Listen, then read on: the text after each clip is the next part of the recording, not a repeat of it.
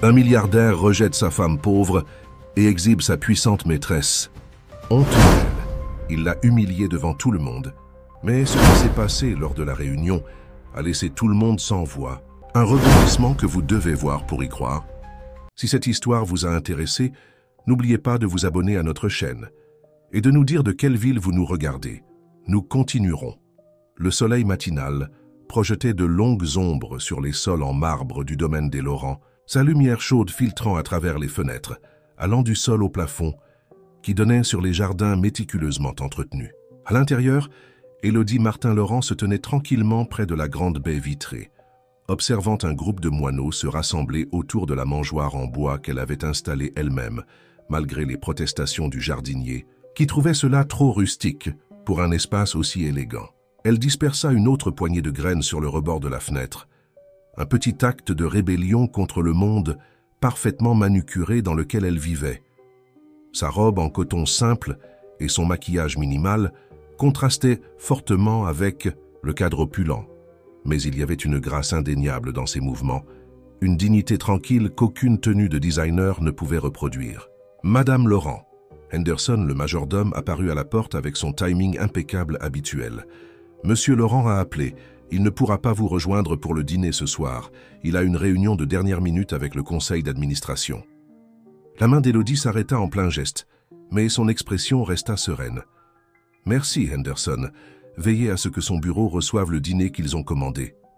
Alors que le majordome se retirait, Élodie retourna à l'observation de ses amis à plumes, se souvenant d'une époque où elle dépendait elle-même de la gentillesse des inconnus pour ses repas. L'ironie ne lui échappait pas. Elle vivait maintenant dans un manoir de 30 millions d'euros, et pourtant, certains jours, elle se sentait aussi seule que ses nuits passées dans la rue. Son téléphone vibra avec un message de Marc, son mari depuis 5 ans. Des investisseurs importants arrivent la semaine prochaine. Je t'enverrai les détails avec mon assistante. Merci de revoir le guide de protocole qu'elle te fournira.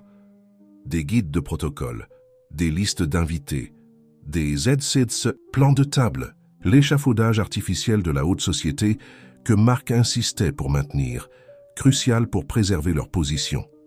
Élodie répondit simplement « D'accord » et glissa son téléphone dans sa poche, refusant de laisser cette interruption perturber son rituel matinal avec les oiseaux.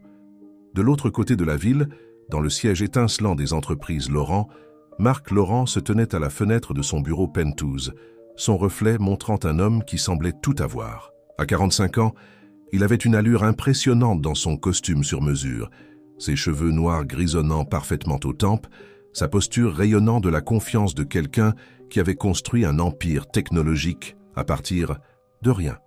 La journaliste de Bloomberg attend dans la salle de conférence, annonça son assistante Sarah. Et Mademoiselle Dubois a rappelé au sujet du gala de charité le mois prochain. Marc ajusta sa cravate, son esprit calculant déjà la stratégie optimale pour l'interview. Dis à Vanessa que je la rappellerai pour le gala. Et Sarah, assure-toi. Qu'Élodie reçoive le guide de protocole mis à jour. Les investisseurs japonais sont traditionnels. Tout doit être parfait. Parfait. Le mot résonna dans son esprit alors qu'il se dirigeait vers la salle de conférence. La perfection avait été son obsession depuis l'enfance, lorsque son père lui avait inculqué l'importance des apparences, de ne jamais montrer de faiblesse. Maintenant, au sommet de son succès, avec une fortune de plusieurs milliards et une réputation de l'un des innovateurs technologiques les plus influents du pays, il se retrouvait toujours à poursuivre ce standard impossible. La journaliste était jeune, enthousiaste, armée de questions sur la dernière percée technologique de Marc.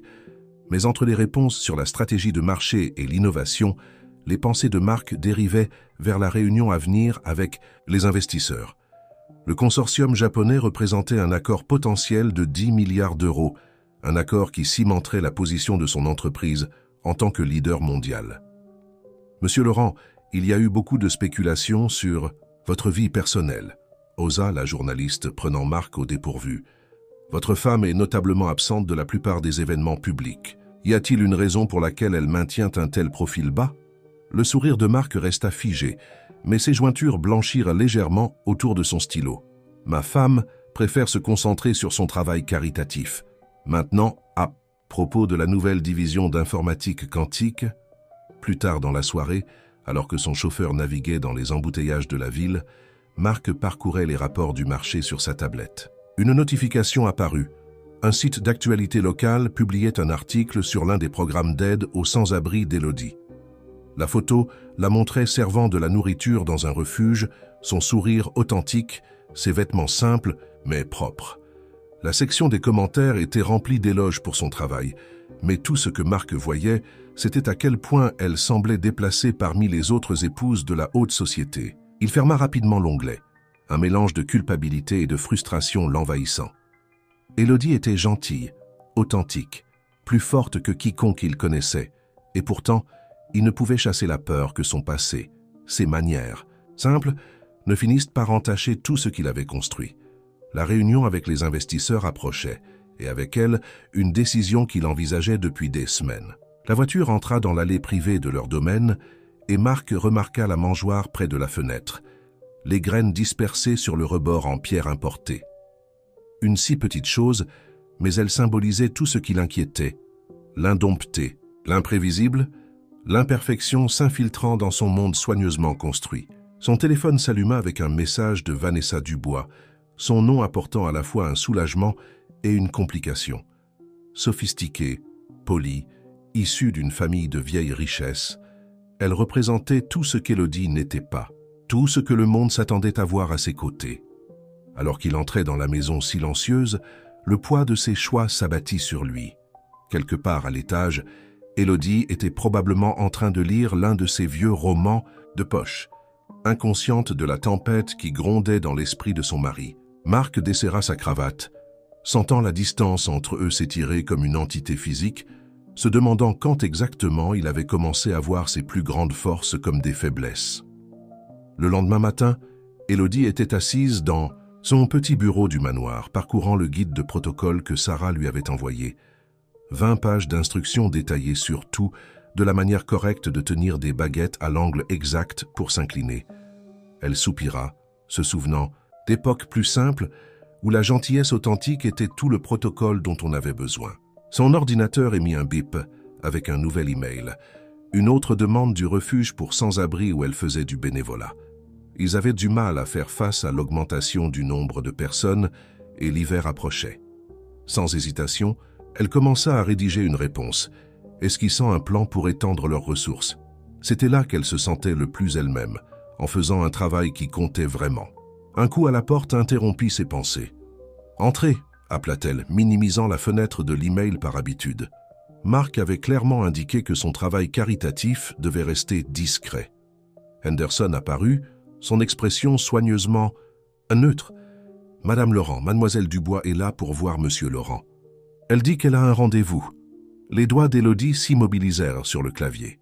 Vanessa Dubois était apparue de plus en plus fréquemment à la maison ces derniers mois, toujours avec une excuse liée au travail. « Marc n'est pas là. Henderson, il est au bureau.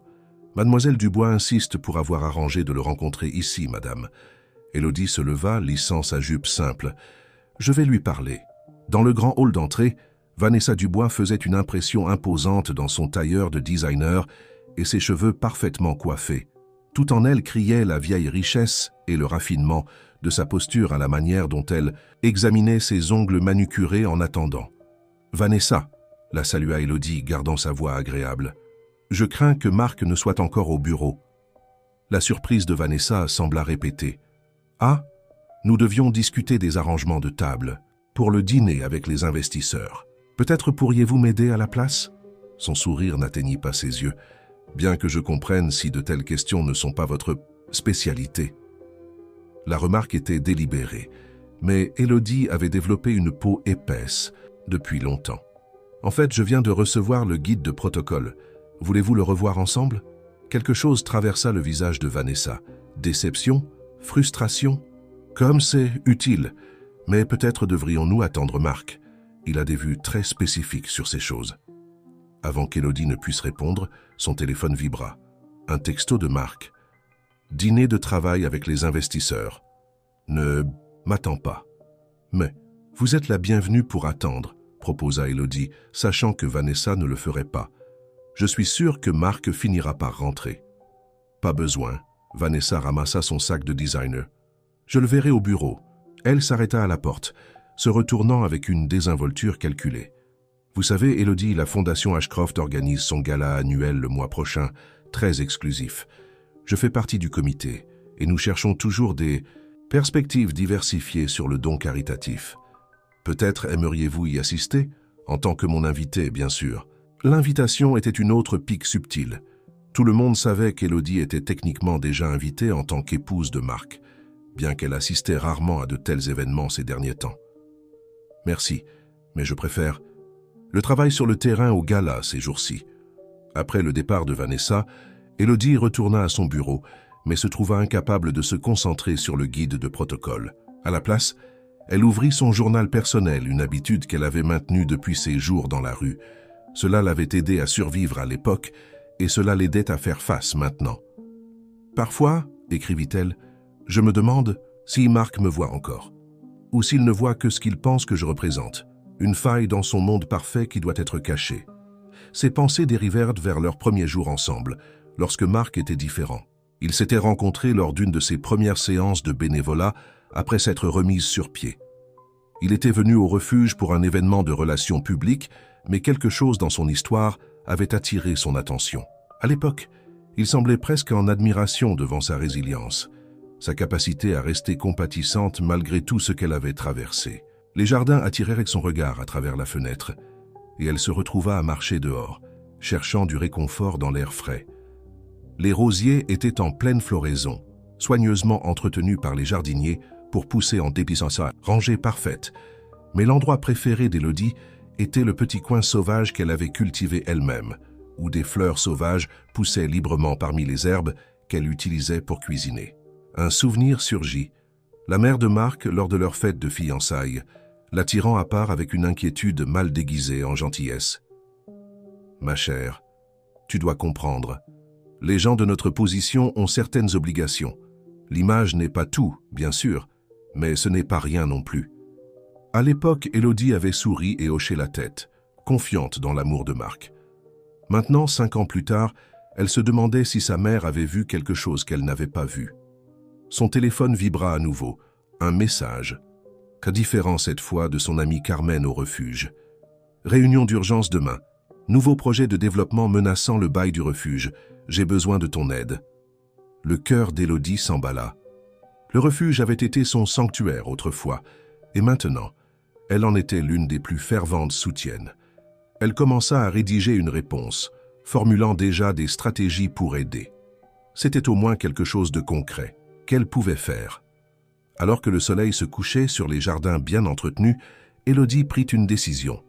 Elle ouvrit son ordinateur portable et commença à rechercher les lois sur la propriété et les régulations de développement. Si Marc travaillait tard, elle travaillerait aussi, mais sur quelque chose qui comptait vraiment. Dans son esprit, elle pouvait entendre la voix de Marc. « Élodie, ces choses sont mieux laissées aux professionnels. Nous pouvons faire un chèque si tu es inquiète. » Mais elle en avait assez d'être une observatrice passive dans sa propre vie. Le refuge avait besoin d'aide, et elle avait des ressources, de l'éducation, et surtout la volonté de faire la différence. Elle travailla tard dans la nuit, la lumière bleue de l'écran de son ordinateur illuminant son expression déterminée.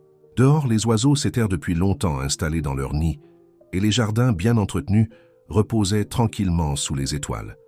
Mais à l'intérieur, Élodie construisait quelque chose qui lui appartenait, un plan qui allait bientôt forcer à la fois elle et Marc à affronter les distances croissantes entre leurs mondes. Le bureau privé de Marc Laurent au dernier étage des entreprises Laurent était tendu alors qu'il examinait les dernières projections pour l'accord d'investissement japonais. Les chiffres étaient bons, extraordinaires même, mais dans son monde, bon ne suffisait pas. Tout devait être parfait. Les investisseurs de Tokyo arriveront la semaine prochaine, rapporta Sarah, organisant des dossiers sur son bureau. L'hôtel Peninsula est confirmé pour leur séjour et le dîner de bienvenue est prévu pour jeudi soir au cirque. Marc hocha distraitement la tête, son attention attirée par une notification sur son téléphone, un autre appel manqué d'Élodie. Il l'ignora sans lire le message accompagnant, juste au moment où Vanessa Dubois entra dans son bureau, ses talons claquant avec détermination sur le sol en bois. « J'espère que je ne vous dérange pas, dit-elle, bien que son ton suggérait qu'elle s'en souciait peu. Nous devons discuter des arrangements de table pour jeudi, et... Elle fit une pause, s'installant gracieusement dans le fauteuil face à son bureau. D'autres questions. Sarah s'excusa discrètement, fermant la porte derrière elle. Le parfum cher de Vanessa remplit l'espace entre eux, si différent des fragrances simples qu'Élodie préférait. « Je suis passée chez vous hier », continua Vanessa, ses doigts parfaitement manucurés effleurant le bord de son bureau. Élodie était là en train de revoir le guide de protocole. Comme c'est charmant. Marc se tendit légèrement. Elle connaît l'importance de cet accord. Vraiment? Vanessa se pencha en avant. Marc, nous devons être réalistes. Le groupe Nakamura n'investit pas seulement dans votre technologie. Il investit dans l'ensemble du package. Image, prestige, statut social. Vous avez travaillé trop dur pour laisser quoi que ce soit compromettre cet accord. Ces mots touchèrent leur cible, exprimant les craintes qui grandissaient dans son esprit. Que suggères-tu? Laissez-moi. Organiser le dîner? Proposa Vanessa avec fluidité. Je m'occuperai de tout, les places, l'animation, les dynamiques sociales. Vous concentrez-vous sur les aspects commerciaux. Elle fit une pause, choisissant soigneusement ses mots suivants. Et peut-être qu'Élodie pourrait s'occuper de ses intérêts caritatifs ce soir-là. Après tout, nous ne voudrions pas qu'elle se sente mal à l'aise. La suggestion planait dans l'air entre eux, ses implications claires. Marc aurait dû la rejeter immédiatement, défendre le droit de sa femme d'être là. Au lieu de cela, il se surprit à la considérer, pesant les bénéfices potentiels contre le coût pour son mariage. « Je vais y réfléchir », dit-il finalement, se détestant déjà pour ne pas avoir rejeté l'idée immédiatement. Vanessa sourit, la victoire brillant dans ses yeux. « Parfait. Maintenant, à propos du gala de la Fondation Ashcroft le mois prochain. » Pendant ce temps, de l'autre côté de la ville, Élodie était assise dans une salle de réunion bondée du refuge pour sans-abri, le cœur lourd, alors qu'elle écoutait Carmen expliquer la situation. L'entreprise de développement qui prévoyait d'acheter le bâtiment avait des poches profondes et des connexions puissantes. « Il propose de nous reloger », expliqua Carmen, sa voix serrée par la frustration. « Mais le nouvel emplacement est à des kilomètres de là où vivent la plupart de nos bénéficiaires. Pour ceux qui dépendent des transports en commun, c'est comme si c'était sur la Lune. » Élodie étudia les documents étalés devant elle, son esprit travaillant à toute vitesse. « Qui est derrière cette entreprise de développement ?»« Une société holding appelée Apex Ventures », répondit Carmen. « Nous n'arrivons même pas à savoir qui sont les véritables propriétaires. Tout est caché derrière des couches de structures corporatives. » Quelque chose dans ce nom titilla la mémoire d'Élodie, mais elle n'arrivait pas à le situer. « Envoie-moi tout ce que tu as, je vais me renseigner. » Après la réunion, Élodie traversa la salle commune du refuge, des souvenirs l'envahissant. Elle s'arrêta à un coin particulier, le même endroit où elle avait dormi lors de sa première semaine ici, terrifiée mais enfin en sécurité. Le même endroit où, des années plus tard, elle avait rencontré Marc lors de sa visite de relations publiques. Il était différent à l'époque, véritablement touché par les histoires qu'il entendait. Elle se souvenait comment il avait écouté, vraiment écouté, ses expériences. Comment il l'avait regardé avec admiration plutôt que honte lorsqu'elle lui avait raconté son parcours, de la rue à l'obtention de son diplôme. Son téléphone vibra. Un autre message de l'assistante de Marc concernant le dîner avec les investisseurs. Le contraste entre ces deux mondes n'avait jamais été aussi frappant. Dans l'un, elle se battait pour sauver un lieu qui sauvait des vies. Dans l'autre, elle était censée mémoriser l'angle correct pour une révérence formelle. De retour dans son bureau du manoir, Élodie commença à creuser dans Apex Ventures. Des années à aider les résidents du refuge à naviguer dans la bureaucratie lui avaient appris à rechercher des structures corporatives. Les heures passèrent alors qu'elle suivait des pistes et des connexions. Alors que la nuit tombait, l'écran de son ordinateur illumina un document qui la glaça. Là, enfoui dans des couches de dossiers corporatifs, se trouvait un nom familier. Filiale des entreprises Laurent. Élodie se renversa sur sa chaise, son esprit tourbillonnant. Ce n'était pas possible. Marc ne serait pas impliqué dans quelque chose comme ça, n'est-ce pas? Pas sciemment. Mais alors qu'elle creusait plus profondément, les connexions devenaient plus claires. Le projet de développement faisait partie d'une initiative plus large de rénovation urbaine, une initiative qui augmenterait considérablement la valeur des propriétés dans la région. Une initiative qui serait très impressionnante pour les investisseurs internationaux. Ses mains tremblant légèrement, Élodie imprima les documents pertinents. Elle devait parler à Marc, devait croire qu'il y avait une explication. Mais lorsqu'elle attrapa son téléphone pour l'appeler, elle trouva un message en attente. « Dîner de travail avec les investisseurs, ne m'attends pas. » Tinte jointe était un autre message de Sarah. « Monsieur Laurent vous demande de revoir la liste des invités mise à jour pour le dîner de jeudi. Plusieurs changements ont été apportés aux arrangements de table. » Élodie ouvrit la pièce jointe, ses yeux parcourant le diagramme élégant de la table. Il lui fallut un moment pour réaliser ce qui n'allait pas. Son nom n'y figurait pas du tout. Dehors, les oiseaux s'étaient tus, le jardin sombre et silencieux.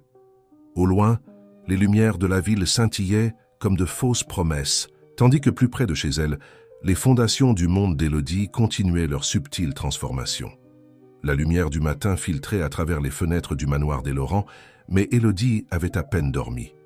Les documents qu'elle avait découverts sur Apex Ventures étaient étalés sur son bureau, chaque page ajoutant une nouvelle fissure aux fondations de son mariage. Elle avait passé la nuit à assembler les pièces du puzzle, espérant trouver quelque chose qui prouverait qu'elle avait tort concernant l'implication de Marc. Son téléphone vibra. Carmen appelait du refuge. Élodie prit une profonde inspiration avant de répondre. « Élodie, tu ne vas pas croire ça. » La voix de Carmen craquait d'urgence. « Quelqu'un d'Apex Ventures est ici en ce moment, essayant de nous forcer à signer des papiers de résiliation anticipée. Ils proposent un bonus si nous partons dans les 30 jours. » La poigne d'Élodie se resserra sur son téléphone. « Ne signe rien, j'arrive. » Elle s'habilla rapidement dans un blazer et un pantalon simple, son esprit en ébullition. Alors qu'elle se dirigeait vers la porte, Henderson apparut avec son timing impeccable habituel. « Madame Laurent ?» Il hésita. Quelque chose d'inhabituel dans son attitude habituellement composée. « Monsieur Laurent a laissé des instructions pour ne pas vous déranger aujourd'hui. Il a suggéré que vous vous concentriez sur la révision des documents de protocole pour le dîner de demain. » Élodie croisa son regard, voyant l'inconfort là. Henderson était avec la maison depuis assez longtemps pour avoir été témoin de l'érosion graduelle de son mariage. « Merci, Henderson. Dis à mon mari que j'avais un engagement préalable. » Au refuge, Élodie trouva Carmen confrontant un avocat d'entreprise élégant dans un costume coûteux. Le contraste entre son apparence polie et l'espace usé mais digne du refuge ne pouvait pas être plus frappant. « Madame Laurent !» La surprise de l'avocat était évidente. « Je ne m'attendais pas à... C'est-à-dire, on m'avait assuré que cette affaire serait traitée discrètement. »« J'en suis sûr !» La voix d'Élodie était calme mais ferme. « J'aimerais voir ces documents de résiliation. » Alors qu'elle examinait les documents, sa formation juridique, l'éducation qu'elle avait tant lutté pour obtenir après avoir quitté la rue, lui revint en mémoire. Ces termes sont prédateurs. L'allocation de relogement ne couvrirait même pas les frais de déménagement, sans parler de l'impact sur les clients du refuge. L'avocat se déplaça mal à l'aise. Les termes sont assez généreux, compte tenu des circonstances. Et je devrais mentionner que Monsieur Laurent lui-même a approuvé. « Monsieur Laurent n'est pas ici, » coupa Élodie. « Je suis là, et je vous dis que ces termes sont inacceptables. » Après le départ de l'avocat, Carmen se tourna vers Élodie, avec inquiétude. « Tu n'étais pas au courant de ça, n'est-ce pas ?» Élodie secoua la tête, sentant le poids de sa découverte l'écraser. « Non, mais je vais tout découvrir. » De retour aux entreprises Laurent, Marc était assis dans son bureau, examinant les préparatifs finaux pour le dîner avec les investisseurs du lendemain. Vanessa avait pris en charge les arrangements, comme elle l'avait proposé, et tout se déroulait parfaitement, trop parfaitement. « L'équipe d'avance du groupe Nakamura vient d'arriver, » rapporta Sarah. « Ils sont impressionnés par les préparatifs, et Mademoiselle Dubois a appelé. Elle a sélectionné un vin vintage spécial pour le dîner de demain. » Marc hocha la tête, essayant d'ignorer la sensation rongeante dans son estomac. Il n'avait pas encore dit à Élodie qu'elle était exclue du dîner. D'une certaine manière, il avait été plus facile de laisser Sarah gérer la liste des invités, réviser, de prétendre que ce n'était qu'une autre décision d'affaires. Son téléphone s'alluma avec un message d'Élodie. « Nous devons parler d'Apex Ventures. » Les mots lui envoyèrent un frisson. Il avait été prudent pour garder ce projet séparé de tout le reste, enterré sous des couches de structures corporatives. Comment avait-elle découvert? Avant qu'il ne puisse répondre, Vanessa entra dans son bureau. Marc, chéri, nous devons finaliser les arrangements pour le dîner. Je vous ai placé entre monsieur Nakamura et sa fille. Elle est très accomplie. Diplômée d'Oxford, parle 5 langues. Le genre de personne qui comprend vraiment notre monde. L'accent sur notre monde n'était pas subtil. Marc se souvint d'Élodie à leur mariage. Comment ses yeux s'étaient illuminés quand elle parlait de leur avenir ensemble. Quand avait-il commencé à voir son authenticité comme une faiblesse plutôt qu'une force? Les papiers du refuge sont en cours de traitement? La question de Vanessa le ramena au présent. Oui, répondit-il automatiquement, puis se reprit. C'est-à-dire, l'équipe juridique s'en occupe. Les lèvres parfaitement peintes de Vanessa s'incurvèrent en un sourire. Excellent. Nous ne voudrions pas que des complications locales distraient du dîner de demain. Les Nakamura sont très intéressés par les aspects de rénovation urbaine de notre portefeuille. Alors qu'elle continuait à discuter des arrangements de table et des accords de vin, les pensées de Marc dérivèrent vers Élodie. Il se dit qu'il la protégeait en la gardant à l'écart de ces événements professionnels à haute pression, qu'elle serait mal à l'aise dans ce monde de manœuvres corporatives et de politique sociale. Mais une petite voix dans sa tête murmura qu'il se protégeait en réalité, du jugement qu'il craignait, de la possibilité que les autres voient Élodie comme ils l'avaient vue autrefois. La journée s'étira et Marc s'enfuit dans le travail, évitant le message d'Élodie. Mais alors que le soir approchait, Sarah apparut avec une mise à jour urgente. « Monsieur, il y a une situation sur la propriété du refuge. Madame Laurent rencontre certains des résidents et plusieurs médias. Locaux sont là. Ils posent des questions sur Apex Ventures et l'implication des entreprises Laurent dans le projet de développement. » Marc sentit son monde soigneusement construit commencer à basculer. Le dîner de demain semblait soudain trivial comparé à l'expression qu'il imaginait sur le visage d'Élodie lorsqu'elle avait découvert sa connexion avec Apex Ventures. « Obtenez-moi tout ce que nous avons sur le projet du refuge, » ordonna-t-il. « Et Sarah, annulez mes rendez-vous de ce soir. » Mais alors qu'il attrapait son téléphone pour enfin appeler Élodie, la voix de Vanessa lui revint. « L'image n'est pas seulement ce que vous montrez au monde, Marc, c'est ce que vous choisissez de cacher. » Il fixa le message d'Élodie un long moment, puis posa le téléphone sans appeler. Le dîner de demain devait être parfait. Tout le reste pouvait attendre, devait attendre. Dehors, la ligne d'horizon de la ville scintillait de promesses. Tandis que de l'autre côté de la ville, Élodie se tenait parmi les gens dont elle n'avait jamais cessé de se soucier, enfin forcée de confronter la vérité sur l'homme qu'elle avait épousé et les choix qu'elle devrait faire. Le cirque avait été transformé pour la soirée. Sa salle à manger privée dégageant une atmosphère de luxe exclusif. Les lustres en cristal projetaient une lumière chaleureuse sur les invités rassemblés, leur éclat se reflétant sur la plus fine porcelaine et les verres en cristal que Vanessa avait personnellement sélectionnés. Marc se tenait près de l'entrée, saluant les dirigeants du groupe Nakamura avec des révérences parfaitement pratiquées et des politesses. Richardson-san, Monsieur Nakamura sourit chaleureusement, sa fille Yumi à ses côtés. « Nous sommes honorés par un accueil aussi élégant. »« L'honneur est le nôtre, » répondit Marc, désignant la table méticuleusement arrangée où Vanessa tenait déjà salon, resplendissante dans une robe de designer qui coûtait probablement plus que le salaire mensuel de la plupart des gens. La soirée se déroula exactement comme prévu. Un excellent vin, des plats servis au bon moment, et des conversations qui passaient sans heurts entre affaires et plaisir. Vanessa joua son rôle à la perfection, charmant les dirigeants japonais avec sa connaissance de leur culture et de leurs coutumes. « Votre attention aux détails est impressionnante », commenta Yumi Nakamura pendant le deuxième service. « Tout est si parfaitement coordonné. » Marc sourit sur le point de répondre lorsqu'une agitation à l'entrée attira l'attention de tous. Son cœur faillit s'arrêter lorsqu'il vit Élodie entrer dans la salle, portant une robe noire simple, mais élégante qu'il ne lui avait jamais vue auparavant. « Je m'excuse pour mon retard, » dit-elle, sa voix portant clairement à travers la salle soudain silencieuse. Le trafic depuis le refuge était terrible. Le visage de Vanessa se figea dans un masque d'horreur poli, tandis que Marc sentait sa soirée soigneusement orchestrée commencer à s'effondrer. Mais avant qu'il ne puisse parler, Monsieur Nakamura se leva. « Madame Laurent », le visage du vieil homme d'affaires s'illumina de plaisir. Quelle merveilleuse surprise! Tout le monde à table semblait confus, sauf Yumi, qui souriait largement. Mon père espérait vous rencontrer, expliqua-t-elle.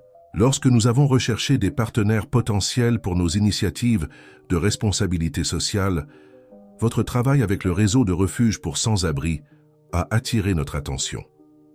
Élodie se déplaça gracieusement vers la table, acceptant la place qu'un serveur affolé arrangea rapidement. C'est très gentil à vous de dire cela, bien que je sois sûr que vous voudrez discuter des aspects plus importants du partenariat avec mon mari. Au contraire, dit M. Nakamura, nous croyons que la responsabilité sociale est intégrale à tout partenariat commercial significatif. En fait, nous étions déçus de ne voir aucune mention des programmes de refuge dans les documents de présentation. Marc resta figé, regardant ces mondes entrer en collision. À côté de lui, Vanessa essayait désespérément de ramener la conversation sur un terrain sûr, mais les dirigeants japonais étaient clairement plus intéressés à entendre Élodie parler de son travail. « En fait, » dit Élodie, sa voix calme mais avec une pointe d'acuité que Marc reconnaissait, « je serais très intéressé par vos pensées sur le développement urbain qui priorise la préservation de la communauté, surtout compte tenu des récents événements avec certaines entreprises de développement immobilier. » La couleur quitta le visage de Marc alors qu'il réalisait ce qui allait arriver. De l'autre côté de la table, les jointures de Vanessa blanchirent autour de son verre de vin. « Par exemple, » continua Élodie, sortant plusieurs documents de son sac, « la situation actuelle avec le refuge du centre-ville soulève des questions intéressantes sur la responsabilité corporative versus la motivation du profit. » Monsieur Nakamura se pencha en avant, véritablement intéressé. « S'il vous plaît, dites-nous en plus. Notre entreprise a une vaste expérience dans le développement urbain durable qui profite à tous les membres de la communauté. » Alors qu'Élodie commençait à expliquer la situation, omettant soigneusement toute mention de l'implication des entreprises Laurent, Marc observa les réactions autour de la table. Les dirigeants japonais étaient engagés, posant des questions réfléchies sur l'impact communautaire et les approches alternatives de développement. Yumi prenait des notes, échangeant parfois des regards entendus avec son père. « C'est exactement le genre de perspective locale que nous valorisons, » dit M. Nakamura chaleureusement. « Madame Laurent, envisageriez-vous de rejoindre notre discussion demain sur les aspects d'impact social de notre partenariat ?» Avant que Marc ne puisse intervenir, Élodie sourit gracieusement. « Je serai honoré. Bien que je doive mentionner, dans l'intérêt d'une divulgation complète, que j'ai quelques inquiétudes concernant l'approche actuelle de développement prise par Apex Ventures. » Le nom tomba dans la conversation comme une pierre dans une eau calme. Marc vit le moment exact où la reconnaissance s'alluma dans les yeux de M. Nakamura. Il avait évidemment fait ses devoirs sur tous les aspects des holdings des entreprises. « Laurent. »« Ah, » dit le vieil homme d'affaires pensivement. « Oui, nous avions nous-mêmes des questions sur ce projet. Peut-être devrions-nous en discuter en détail lors de la réunion de demain. » Le reste du dîner passa dans un flou pour Marc. Il regarda sa femme, celle qu'il avait essayé de cacher, charmer les personnes mêmes qu'il avait désespérément voulu impressionner. Elle parlait avec connaissance et passion du développement communautaire, de la croissance durable et de l'importance de la responsabilité corporative. Plus importante encore, elle parlait avec une authenticité qu'aucun entraînement de protocole ne pouvait imiter. Alors que les invités partaient, M. Nakamura prit Marc à part. « Votre femme est tout à fait remarquable, Richardson-san. Elle comprend quelque chose que beaucoup de gens d'affaires oublient, que le vrai succès doit élever toute la communauté. » Il fit une pause, son expression devenant sérieuse. « Nous attendons avec impatience de discuter d'une approche plus inclusive des projets de développement demain. » Après le départ des invités, Marc resta seul dans la salle à manger vide. Vanessa était partie immédiatement, ses plans soignés en lambeaux. La pièce scintillait toujours d'élégance coûteuse, mais tout semblait creux maintenant. Son téléphone vibra avec un message d'Élodie. « Je reste chez Carmen ce soir. Nous devons parler demain, de tout. » Marc fixa le message, la réalité s'écrasant enfin autour de lui. En essayant de présenter une image parfaite au monde, il avait presque détruit la chose la plus authentique de sa vie. La question était-il trop tard pour réparer ce qu'il avait brisé?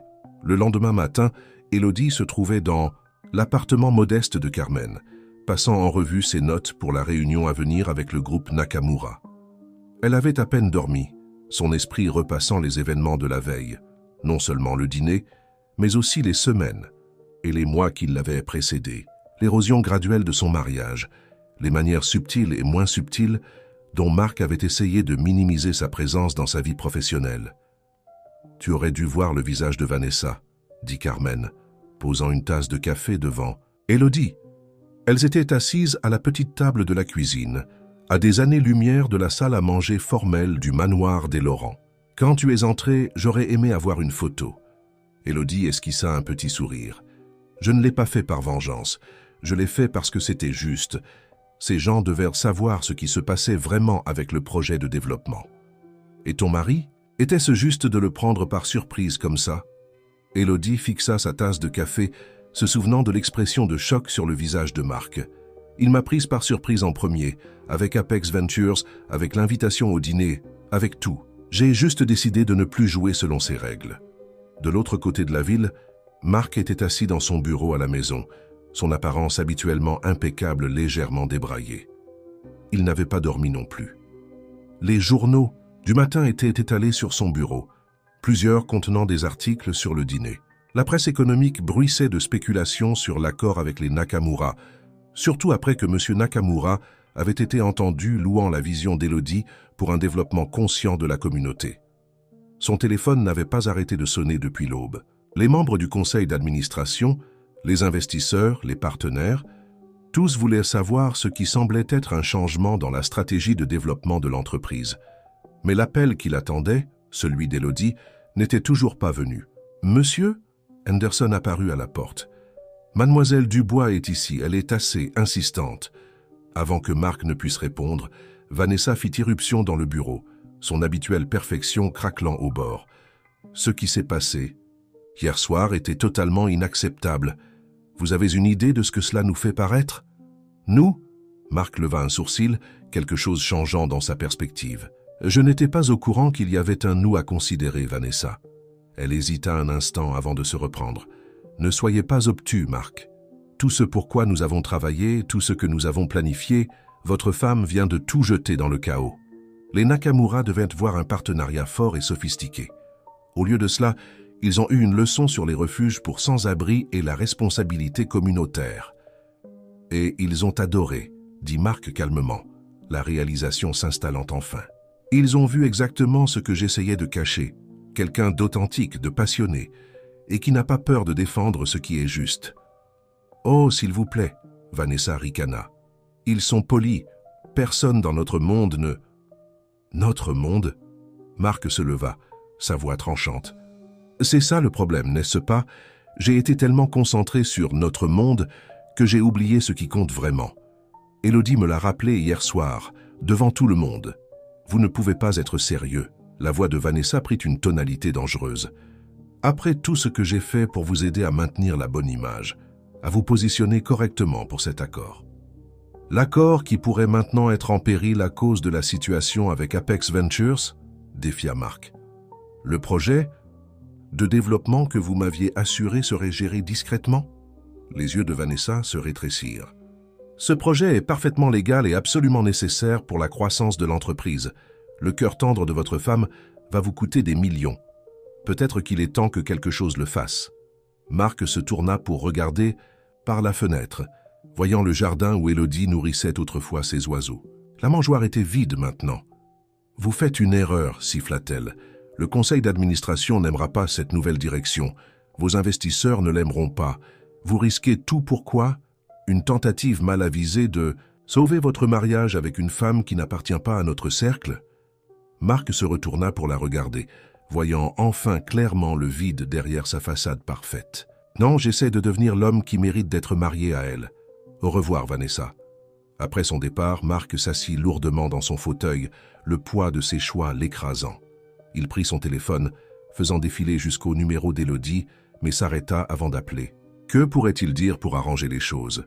Son ordinateur émit un bip avec un email du bureau de M. Nakamura, confirmant la réunion de l'après-midi et demandant spécifiquement la présence d'Élodie. Joint était une proposition préliminaire pour une approche révisée du développement qui préserverait le refuge tout en modernisant la zone environnante, exactement le genre de compromis qu'Élodie avait toujours défendu. Marc fixa la proposition, se souvenant de l'apparence d'Élodie la veille. non pas belle de manière conventionnelle et polie comme Vanessa, mais rayonnante de but et de conviction. Il avait passé des années à essayer de la mouler en quelqu'un qu'elle n'était pas, alors qu'elle avait toujours été exactement qui elle devait être. La question était, pourrait-il devenir qui il devait être? Et plus important encore, Élodie lui donnerait-elle la chance d'essayer? Son téléphone vibra avec un message de Sarah. Madame Laurent est arrivée au bureau pour la réunion avec les Nakamura. Elle est actuellement dans la salle de conférence principale avec l'équipe de développement. Marc se leva, redressant sa cravate plus par habitude que par nécessité. Il était temps de faire face aux conséquences de ses choix, tous ses choix. Alors qu'il se dirigeait vers la porte, il aperçut son reflet dans la fenêtre. Pour la première fois depuis des années, il ne vit pas l'image parfaite qu'il avait travaillé si dur à maintenir. Au lieu de cela, il vit ce qu'Élodie devait voir. Un homme qui s'était perdu en essayant de plaire à tout le monde, sauf à la personne qui comptait le plus. La salle de réunion principale des entreprises Laurent vibrait d'anticipation. Élodie était assise, calme, à la grande table, passant en revue ses documents de présentation tandis que divers dirigeants entraient. Elle portait un tailleur marine simple mais professionnel, son propre choix, pas l'une des tenues de designer, que Marc avait toujours insisté pour qu'elle porte lors de telles occasions. Monsieur Nakamura et son équipe arrivèrent à l'heure précise, Yumi parmi eux. La jeune femme s'assit immédiatement près d'Élodie, sa présence montrant un soutien subtil. La tension dans la pièce monta d'un cran lorsque Marc entra en dernier, paraissant quelque peu différent de son habituel soie poli. Il y avait une vulnérabilité dans son expression qu'Élodie n'avait pas vue depuis des années. « Avant de commencer, dit Monsieur Nakamura, je voudrais reconnaître la contribution de Madame Laurent à notre compréhension de l'impact communautaire local. Cela a considérablement changé notre perspective sur ce partenariat. » Élodie remarqua plusieurs membres du conseil d'administration se déplacer mal à l'aise sur leur siège. Ils s'attendaient clairement à une réunion d'investissement standard, pas à une discussion sur le développement communautaire et la responsabilité sociale. « Si je peux, » commença Élodie, se levant pour présenter sa proposition alternative. « J'ai préparé une analyse sur la manière dont nous pouvons modifier le plan de développement d'Apex Ventures pour créer une situation gagnant-gagnant pour toutes les parties prenantes. » Alors qu'elle parcourait la présentation, Élodie sentit le regard de Marc sur elle. Elle resta concentrée sur sa tâche, expliquant comment le refuge pouvait être intégré au plan de développement, créant un espace à usage mixte qui profiterait à la fois à la communauté des affaires et aux résidents locaux. Les coûts initiaux pourraient être plus élevés, reconnut-elle, s'adressant à la préoccupation qu'elle voyait sur les visages des membres du conseil. Mais les bénéfices à long terme, à la fois financiers et sociaux, dépassent largement les dépenses à court terme. Exactement notre pensée, ajouta Yumi, affichant sa propre présentation. Nos recherches montrent que les développements intégrant des initiatives de responsabilité sociale surpassent systématiquement les projets traditionnels sur le long terme. Les expressions des membres du Conseil passèrent du scepticisme à l'intérêt alors que Yumi présentait des études de cas de projets similaires au Japon et en Europe. Élodie sentit un frisson d'espoir, peut-être que le changement était possible après tout. Puis Marc se leva et la pièce tomba dans le silence. « Je dois des excuses à tout le monde ici », commença-t-il, sa voix manquant de son habituelle fluidité pratiquée. « Surtout à toi, Élodie. » Il se tourna pour faire face directement à sa femme. « J'ai passé des années à essayer de cacher ce que je voyais comme des imperfections, alors qu'en réalité, je me cachais de mes propres échecs en tant que mari et leader. » Le cœur d'Élodie battit douloureusement dans sa poitrine, mais elle garda une expression neutre. Elle avait déjà entendu des promesses de Marc auparavant. Le projet Apex Ventures, continua-t-il, était une erreur, pas seulement dans son exécution, mais dans toute sa conception. J'étais tellement concentré à impressionner les investisseurs potentiels que j'ai oublié les principes sur lesquels cette entreprise a été fondée, une innovation qui améliore la vie des gens, pas seulement nos marges bénéficiaires. Monsieur Nakamura hocha la tête avec approbation, tandis que les membres du conseil échangeaient des regards. Ce n'était pas le Marc Laurent auquel ils étaient habitués. Je propose que nous restructurions complètement le projet de développement en utilisant la proposition d'Élodie comme fondation.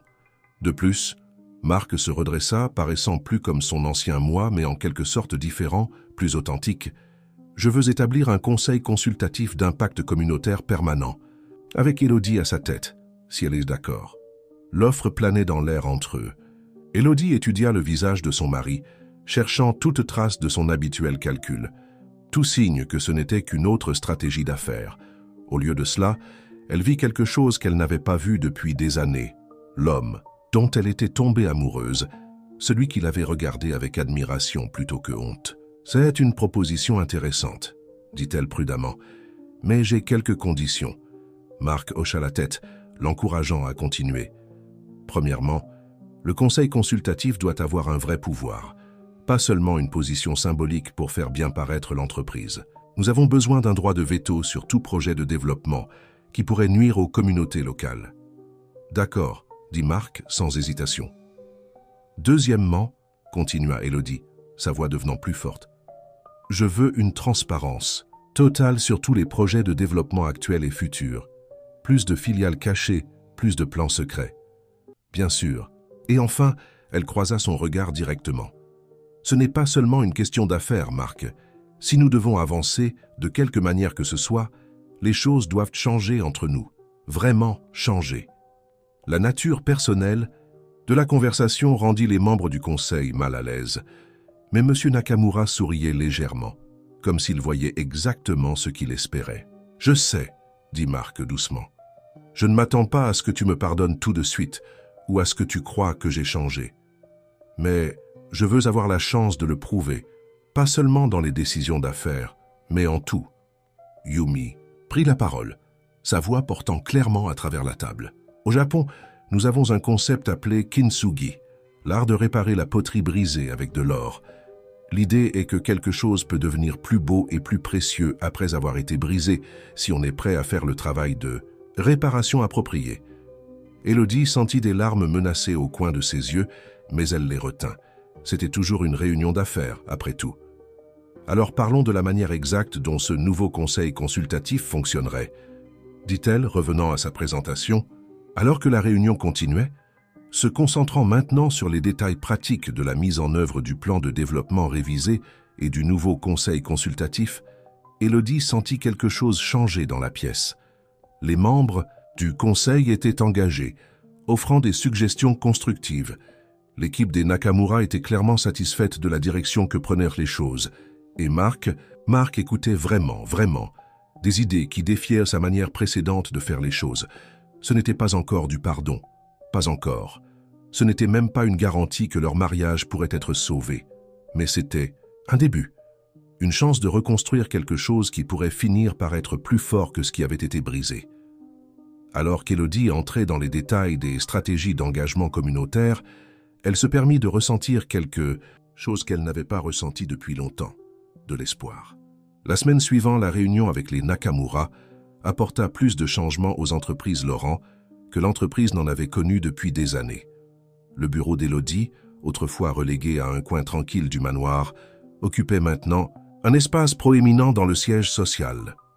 Les fenêtres allant du sol au plafond donnaient sur la ville qu'elle s'efforçait de protéger et un flux constant de leaders communautaires et d'experts en développement passait par sa porte. Élodie était assise à son nouveau bureau, examinant les dernières propositions pour le projet d'intégration du refuge.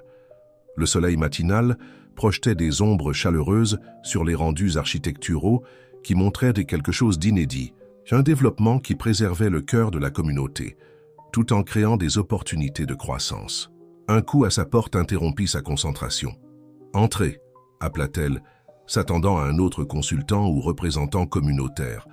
Au lieu de cela, Marc se tenait dans l'embrasure, paraissant quelque peu incertain, une expression qui aurait été impensable sur son visage quelques semaines auparavant. « Tu as une minute ?» Élodie désigna la chaise en face de son bureau, notant à quel point il était étrange de le voir dans la position de visiteur. « Les propositions révisées semblent prometteuses, » dit-elle, gardant les choses professionnelles. « Les architectes du groupe Nakamura ont des idées innovantes pour intégrer les services du refuge dans le nouveau développement. » « C'est bien, » dit Marc, mais ses yeux étaient fixés sur une photo encadrée qu'elle avait placée sur son bureau. Une photo de leur premier jour ensemble, lorsqu'ils avaient tous deux fait du bénévolat lors du dîner de Thanksgiving du refuge. J'ai beaucoup pensé à ce jour récemment. Élodie immobilisa ses mains sur son clavier. « Marc, s'il te plaît. » Il leva une main. « Je dois dire ça. » Il prit une profonde inspiration. « Je parcourais de vieux fichiers hier soir et j'ai trouvé quelque chose.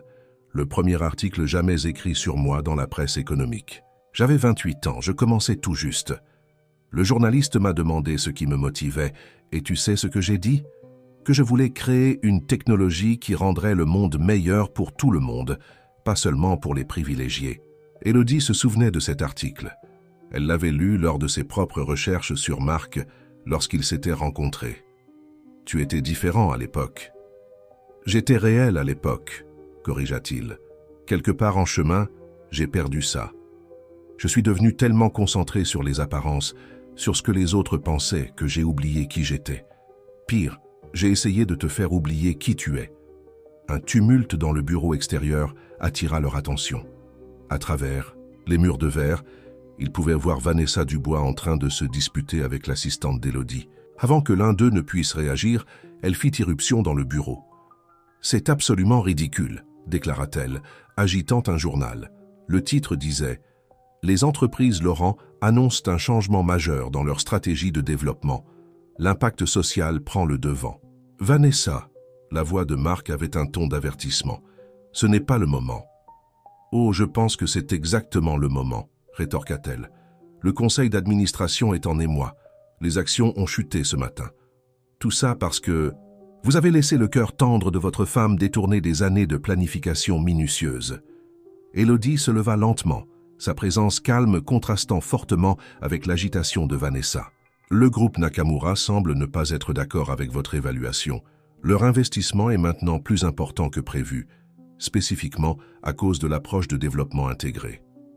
Les Nakamura sont en train de montrer leur confiance dans une vision qui équilibre profit et objectif, » interrompit Marc, se levant également. « Quelque chose en quoi je croyais autrefois, avant de laisser des gens comme vous me convaincre que l'image était tout. » Vanessa perdit légèrement son sang-froid. « Des gens comme moi? Je vous ai aidé à construire votre position sociale, Marc. Je vous ai appris à évoluer dans les bons cercles, à vous présenter aux bonnes personnes. Vous m'avez appris à avoir honte de la meilleure chose de ma vie, » répondit Marc calmement, regardant Élodie. « À cacher quelqu'un d'authentique au profit de la perfection artificielle. Si c'est ce que vous pensez, » la voix de Vanessa devint froide, « peut-être est-il temps que je prenne mon expertise ailleurs.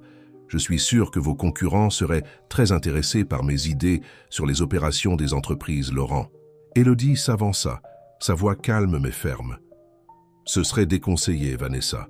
Les nouvelles directives éthiques que nous mettons en place incluent des politiques très strictes sur la confidentialité et les conflits d'intérêts. L'équipe juridique est très enthousiaste à l'idée de les faire respecter. » La menace plana dans l'air un moment avant que les épaules de Vanessa ne s'affaissent légèrement. Sans un mot de plus, elle tourna les talons et partit, ses talons claquant rapidement sur le sol du bureau. Dans le silence qui suivit, Élodie et Marc se regardèrent, vraiment se regardèrent, pour la première fois depuis des années. « Je reste chez Carmen pour l'instant, » dit Élodie doucement. « Tout cela est encore très nouveau et nous avons beaucoup de travail à faire, à la fois professionnellement et personnellement. » Marc hocha la tête, acceptant sa décision. « Je comprends. Mais peut-être. Pourrions-nous commencer petit? Il y a un dîner communautaire au refuge la semaine prochaine. J'ai pensé que nous pourrions y assister tous les deux, comme avant. » Élodie l'étudia un moment, voyant l'effort sincère derrière la suggestion. « Ce serait bien, » dit-elle finalement. « Mais Marc, pas de costume, pas de photographe, pas de communiqué de presse. Juste nous, en étant réels. »« Juste nous, » acquiesça-t-il, un petit sourire effleurant ses lèvres. « En étant réels. » Alors qu'il quittait son bureau, Élodie se retourna vers la fenêtre, regardant la ville s'étendre devant elle. Le refuge était visible d'ici, un rappel d'où elle venait et de ce qu'elle avait combattu pour protéger. Le chemin à venir ne serait pas facile. Il y avait encore des membres du conseil à convaincre, des communautés à engager et un mariage à reconstruire soigneusement. Mais pour la première fois depuis des années, il semblait qu'ils marchaient tous les deux dans la même direction. Le soir du dîner communautaire, arriva avec une nervosité inattendue pour Élodie et Marc. La salle à manger du refuge avait été transformée avec des décorations simples, des lanternes en papier et des fleurs sauvages dans des bocaux. En verre, rien à voir avec le cristal et la porcelaine fine de leurs récents événements d'entreprise. L'odeur de nourriture maison remplissait l'air, et le son des rires et des conversations créait une atmosphère chaleureuse qu'aucun restaurant chic ne pouvait reproduire. Marc arriva en jean et une chemise à boutons simples, des vêtements qu'Élodie ne lui avait pas vu porter depuis des années. Il se tenait incertain à l'entrée, paraissant à la fois déplacé et plus authentique qu'il ne l'avait été depuis longtemps. Plusieurs résidents du refuge qui se souvenaient de lui de ses visites précédentes s'approchèrent avec des sourires sincères, surpris, mais ravis de le revoir. « Monsieur Laurent », le salua Carmen avec un regard entendu, « l'équipe de cuisine pourrait avoir besoin d'aide pour le service, c'est-à-dire si vous n'êtes pas trop occupé pour le travail manuel ces jours-ci. » À la surprise générale, y compris celle d'Élodie, Marc retroussa ses manches sans hésitation. « Dites-moi simplement où vous avez besoin de moi. » Élodie regarda depuis l'autre côté de la salle son mari, le magnate de la tech milliardaire qui ne serait normalement pas vu sans ses costumes coûteux, enfiler un tablier et commencer à servir de la soupe aux côtés des bénévoles réguliers. Il y avait de la maladresse dans ses mouvements au début, mais peu à peu, il commença à se détendre, se joignant même aux plaisanteries légères avec l'équipe de cuisine. « Il essaie », dit Carmen doucement, venant se tenir à côté d'Élodie. « Vraiment essayer. » Élodie hocha la tête, la gorge serrée par une émotion inattendue. « Je sais, j'ai juste besoin d'être sûr que c'est réel cette fois. » La soirée avança et Élodie se retrouva entraînée dans une conversation avec une jeune femme qui lui rappelait elle-même il y a des années. Sarah venait tout juste d'arriver au refuge, clairement éduquée mais dans une mauvaise passe, essayant de reconstruire sa vie après une série de revers. « J'ai un diplôme en ingénierie environnementale », expliqua Sarah, « mais une crise de santé a vidé mes économies. Maintenant, je ne peux même pas obtenir d'entretien parce que je n'ai pas d'adresse permanente. » Élodie était sur le point de répondre lorsque Marc, qui passait avec une cafetière, s'arrêta à leur table. « Ingénierie environnementale ?» demanda-t-il, posant la cafetière. « Nous développons en fait une nouvelle division de technologie verte, axée sur le développement urbain durable. Serais-tu intéressé par un entretien ?» Les yeux de Sarah s'écarquillèrent, puis se rétrécirent avec méfiance. « Je ne veux pas de charité. » « Ce n'est pas de la charité, » répondit Marc, et Élodie pouvait entendre la sincérité dans sa voix. « Nous avons besoin de gens qui comprennent à la fois les aspects techniques et humains du développement communautaire. Ton expérience, toute ton expérience, serait précieuse pour notre équipe. » Élodie sentit quelque chose de chaud grandir dans sa poitrine en regardant l'interaction. C'était le Marc dont elle était tombée amoureuse, celui qui pouvait voir le potentiel là où les autres ne voyaient que des problèmes. Plus tard dans la soirée, alors que la foule s'éclaircissait et que le nettoyage commençait, Élodie se retrouva à travailler aux côtés de Marc dans la cuisine, comme il le faisait autrefois. Leurs mouvements tombèrent dans un rythme familier. Elle lavait, il essuyait, un silence confortable entre eux. « Ça me manque, » dit-il doucement, essuyant soigneusement un bol usé. « Pas seulement le bénévolat, mais nous, le vrai nous. » Élodie lui passa un autre plat, leurs doigts se frôlant légèrement. « Ça me manque aussi. Mais Marc, qu'est-ce qui s'est passé? Quand l'image est-elle devenue plus importante que la substance ?» Il fut silencieux un moment, essuyant méthodiquement le plat. « Je pense que c'est arrivé si graduellement que je ne l'ai même pas remarqué au début. Chaque accord réussi, chaque couverture de magazine, chaque événement exclusif, ils semblaient tous valider l'idée que l'apparence comptait plus que tout. Et puis Vanessa est arrivée, renforçant tout ce que je commençais à croire.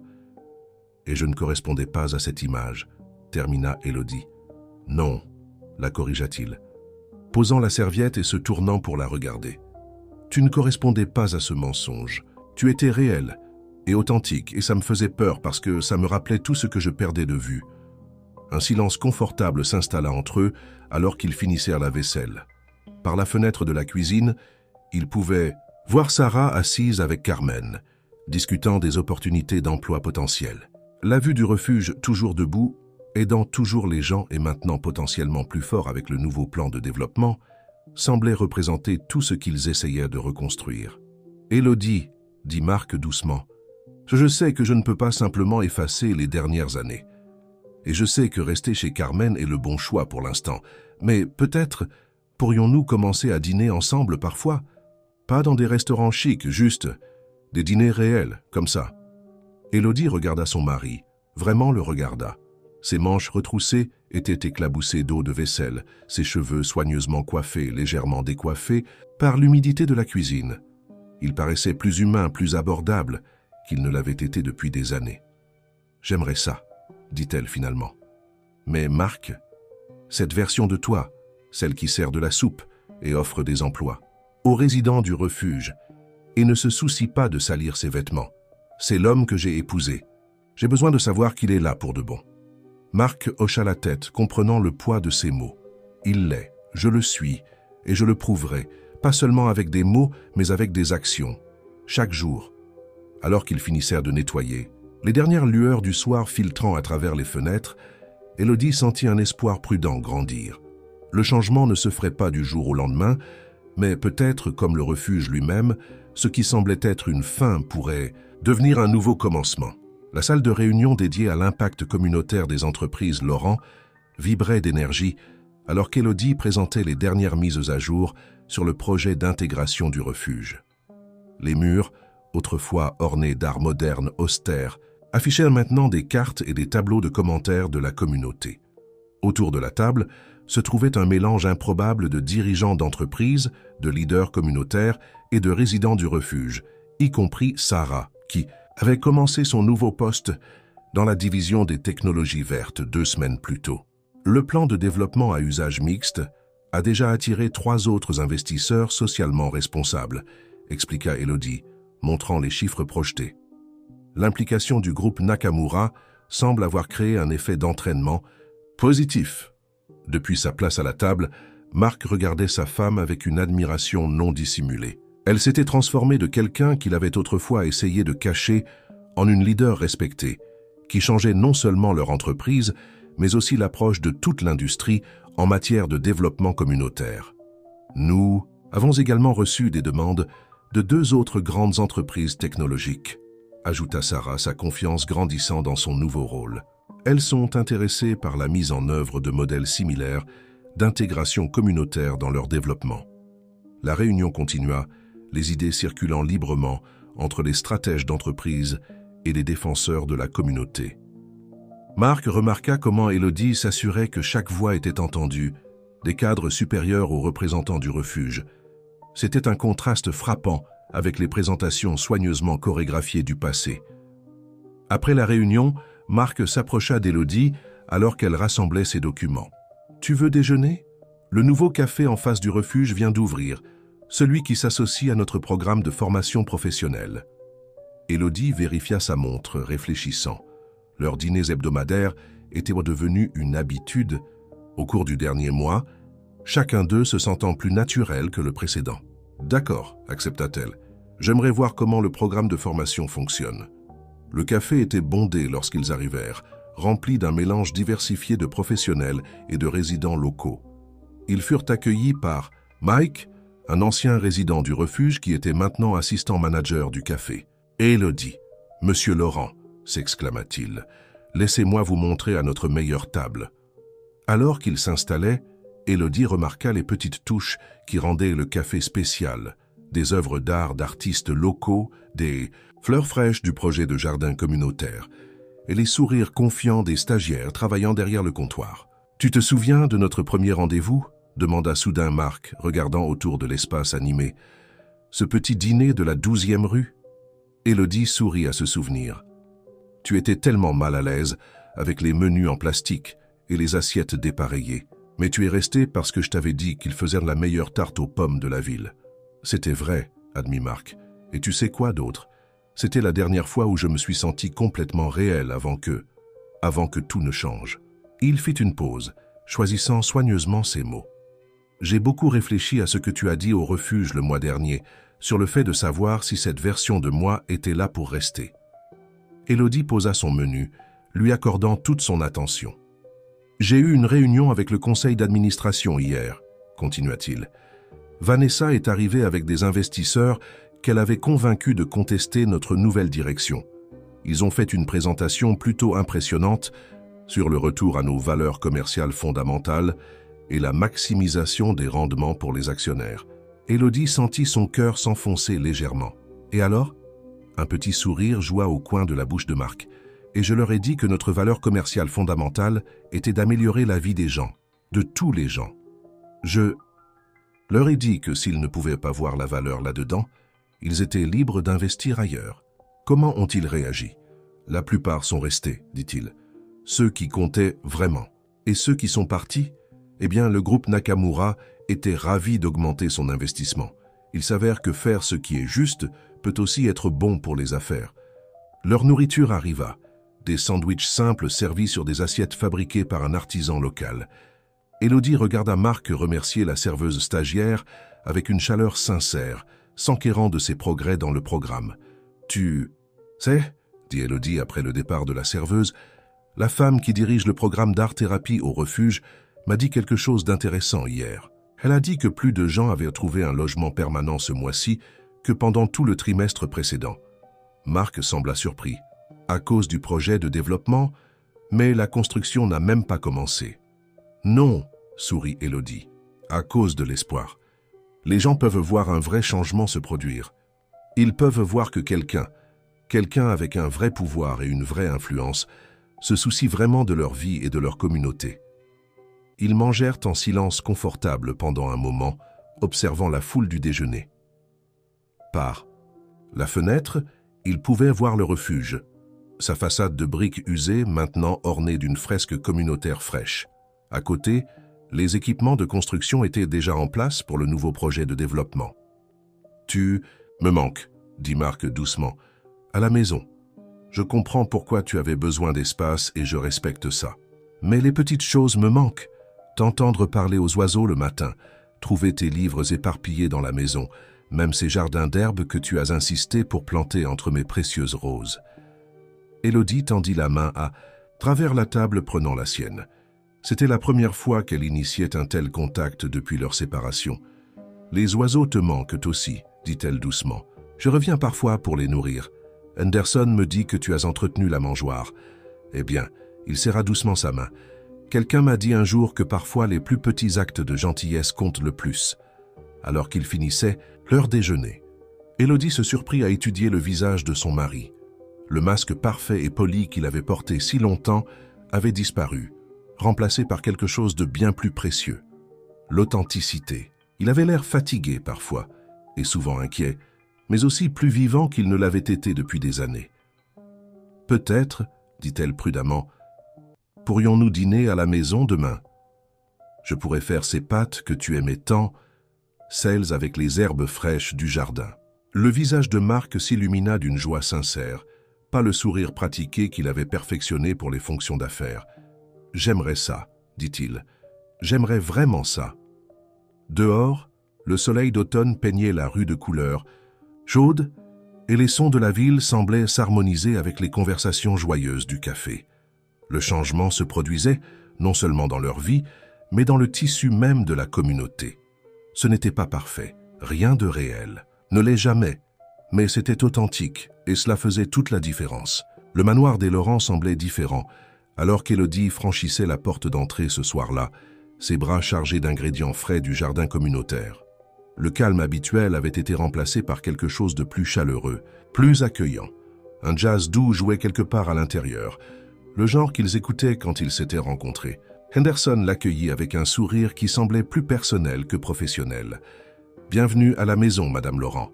La cuisine a été préparée selon vos instructions. »« Merci, Henderson, » répondit Élodie, remarquant de petits changements dans la maison.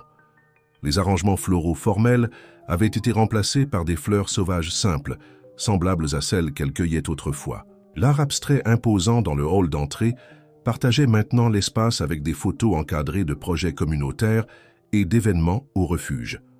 Dans la cuisine, Élodie trouva Marc en train d'essayer de faire fonctionner le broyeur, Caherbe, ses manches retroussées et une expression déterminée sur son visage. Il leva les yeux lorsqu'elle entra, et pendant un moment, ils se souvinrent tous les deux des innombrables soirées passées à cuisiner ensemble au début de leur mariage. « Je pensais prendre de l'avance, » dit-il, désignant le désordre qu'il avait fait. « Bien que j'ai peut-être oublié comment faire ça correctement. Élodie posa ses sacs et s'approcha pour l'aider. « Tiens, dit-elle, se tenant près de lui pour ajuster sa prise sur le broyeur. Comme ça. » Le parfum familier de son eau de Cologne se mêlait aux herbes fraîches, créant un moment d'intimité domestique qui les prit tous les deux au dépourvu. Alors qu'ils travaillaient ensemble à préparer le repas, Élodie remarqua d'autres changements dans la cuisine. Le porte-bouteille de vin coûteux avait été partiellement transformé en étagère pour ses thés préférés. Sa vieille boîte à recettes était posée sur le comptoir, récupérée de l'endroit où elle avait été rangée lorsque Marc avait insisté pour engager un chef professionnel. « J'espère que ça ne te dérange pas, » dit Marc, suivant son regard. « Je l'ai trouvé pendant que j'essayais de me souvenir de qui nous étions. » Ils tombèrent dans un rythme confortable, Élodie préparant la sauce pendant que Marc s'occupait des pâtes. Par la fenêtre de la cuisine, ils pouvaient voir les oiseaux se rassembler à la mangeoire dans le jardin, leurs activités projetant des ombres mouvantes dans la lumière du soir. « Le jardin est différent, » observa Élodie, remarquant de nouvelles plantations parmi les roses. Marc hocha la tête, paraissant légèrement embarrassé. « J'ai appris des choses sur la plantation d'accompagnement. Il paraît que les roses poussent mieux avec des herbes à proximité.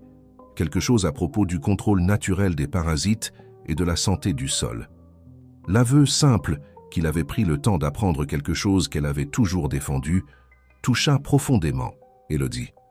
Alors qu'ils s'asseyaient pour manger, Élodie remarqua la table. L'élaboration formelle de la salle à manger avait disparu. À la place, ils étaient assis dans le coin cuisine, utilisant les assiettes en céramique simple qu'elle avait achetées il y a des années à une foire artisanale locale. « J'ai eu une réunion intéressante aujourd'hui, » dit Marc, alors qu'ils commençaient à manger. « Tu te souviens de cette start-up technologique que nous envisagions d'acquérir, celle qui développe des solutions de logement abordables ?» Élodie hocha la tête, appréciant comment il l'incluait naturellement dans les discussions d'affaires maintenant. « Eh bien, j'ai rencontré sa fondatrice, une femme brillante qui me rappelle un peu toi, en fait. Elle a des idées innovantes sur l'intégration de la technologie avec le développement communautaire. Je pense qu'elle serait parfaite pour le conseil consultatif. »« Celle qui a rejeté notre proposition initiale 3 fois ?» demanda Élodie, surprise. Marc sourit. « Exactement. Elle a dit non à nous parce que notre approche n'était pas assez axée sur la communauté. C'est exactement le genre de perspective dont nous avons besoin. » Alors qu'ils continuaient à parler, Élodie réalisa à quel point cette conversation était différente de leur dîner guindé des dernières années. Il n'y avait pas de prétense, pas de danse prudente autour de sujets difficiles. Ils discutaient des défis commerciaux, des besoins communautaires et des sentiments personnels avec une ouverture égale. Après le dîner, alors qu'ils nettoyaient ensemble, Élodie se surprit à observer Marc. Il lui parlait d'un nouveau résident, du refuge, qui avait des compétences impressionnantes en codage, pensant à créer un programme de formation technologique. Son enthousiasme était authentique, ses idées axées sur un impact réel plutôt que sur la valeur des relations publiques. « Quoi ?» demanda-t-il, remarquant son expression pensive. « Je pensais à quelque chose que Carmen m'a dit hier, » répondit Élodie. « Elle a dit que parfois les gens ne changent pas parce qu'ils voient la lumière, ils changent parce qu'ils sentent la chaleur. Mais parfois, rarement, les gens changent parce qu'ils redécouvrent leur propre lumière. » Marc posa le plat qu'il était en train d'essuyer, se tournant pour la regarder pleinement. « J'ai retrouvé ma lumière parce que tu n'as jamais perdu. »« À la tienne, » dit-il doucement. « Même quand j'essayais de l'atténuer, de la faire entrer dans une idée artificielle de ce qui était convenable ou parfait, tu as continué à briller. » Élodie sentit des larmes menacer au coin de ses yeux. « Marc, je sais que nous avons encore du travail à faire, » continua-t-il. « Je sais que la confiance prend du temps à se reconstruire. Mais Élodie, ces dernières semaines, être réel, faire un travail significatif, voir l'impact réel que nous pouvons avoir quand nous arrêtons de nous soucier des apparences. Je ne me suis jamais senti aussi vivant, aussi moi-même. » Elle s'approcha de lui, assez près pour voir la vulnérabilité dans ses yeux. « Les herbes dans le jardin, » dit-elle, doucement. « Tu ne les as pas plantées juste pour les roses, n'est-ce pas ?» Il secoua la tête. « Je les ai plantées parce que chaque matin, quand je regarde là-bas, elles me rappellent qui nous étions, qui nous pouvons être à nouveau, qui nous aurions dû être tout ce temps. » Dehors, le soir s'était installé dans un crépuscule doux. Par la fenêtre, il pouvait en voir les derniers oiseaux à la mangeoire, les herbes se balançant doucement dans le jardin, les roses fleurissant plus vivement que jamais parmi leurs nouveaux compagnons. Ce n'était pas le jardin parfait et manucuré qu'il avait été autrefois, mais il était vivant, authentique et prospère. Tout comme eux, pensa Élodie, tout comme il pourrait l'être à nouveau.